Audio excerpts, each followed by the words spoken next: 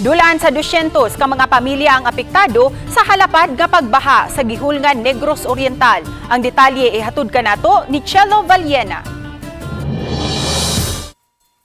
175 ka pamilya ang gipaubos sa forced evacuation sa dakbayan sa gihulngan human muawas ang suba sa sitio Bateria, Barangay Poblasyon o Barangay Buena Vista kagahapon sa udto.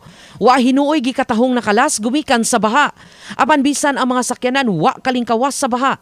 Apan gipabakwit ang mga apektadong mulupyo sa covered court kay ang tubig niabot na sa atop sa 150 ka balay nga nahimutang kilid sa dike sa maong mga dapit.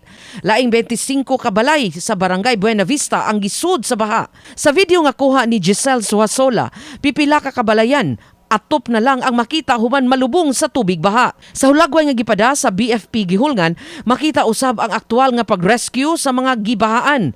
Bisan ang mga gibuhing hayop, gi-rescue sa mga bombero.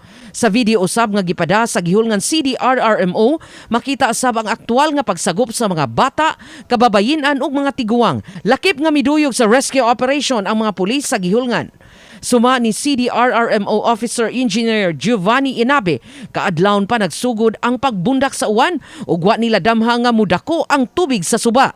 Gituho ang kusog ang uwan sa bukirang bahin sa syudad, maong gipahigayon-dayon ang forced evacuation sa mga apektadong mulupyo. Sa barangay Barangay Planason, di ko pa siya agyan kay suki ang bahaw niya. Kung ano doon siya, spillway man o overflow ba?